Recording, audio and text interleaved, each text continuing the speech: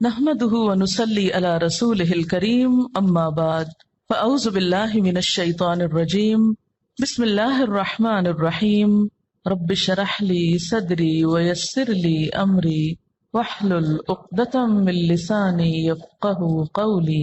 اللہ کی رحمت سے مایوس نہ ہو جاؤ، یقیناً اللہ سارے گناہ معاف کر دیتا ہے، وہ تو غفور الرحیم ہے۔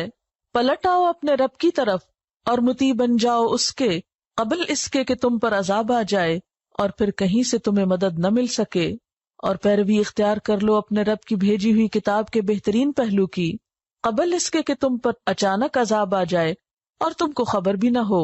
کہیں ایسا نہ ہو کہ بعد میں کوئی شخص کہے افسوس میری اس تقصیر پر جو میں اللہ کی جناب میں کرتا رہا، بلکہ میں تو الٹا مذاق اڑانے والوں میں شامل تھا۔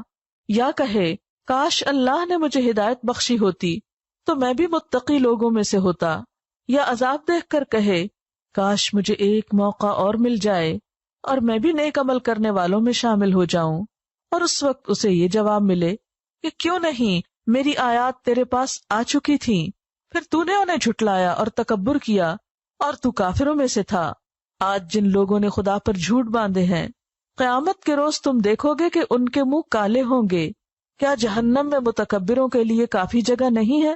اس کے برعکس جن لوگوں نے یہاں تقویٰ کیا ہے، ان کے اسباب کامیابی کی وجہ سے اللہ ان کو نجات دے گا، ان کو نہ کوئی تکلیف پہنچے گی اور نہ وہ غمگین ہوں گے۔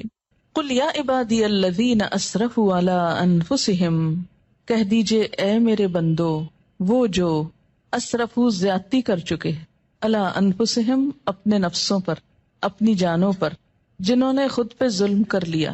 اسراف کہتے ہیں گناہوں کی کثرت اور اس میں بہت آگے نکل جانا، یعنی بڑے بڑے گناہ کر بیٹھے۔ ان سے بھی کیا کہا جا رہا ہے؟ لا تقنطوا من رحمت اللہ، اللہ کی رحمت سے مایوس نہ ہو۔ یہ نہ سوچو کہ اب تو بس صرف ہلاکی ہوں گے، ہماری چھوٹ ہو نہیں سکتی کیونکہ ہم بہت گناہ گار ہیں۔ اچھا، یہ جو جملہ ہے نا، ہم بہت گناہ گار ہیں، یہ بھی دو طرح بولا جاتا ہے۔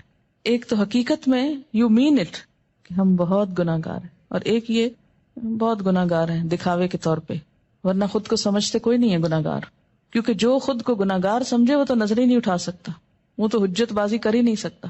لا تقنطوا من رحمت اللہ، نہ تم مایوس ہو اللہ کی رحمت سے۔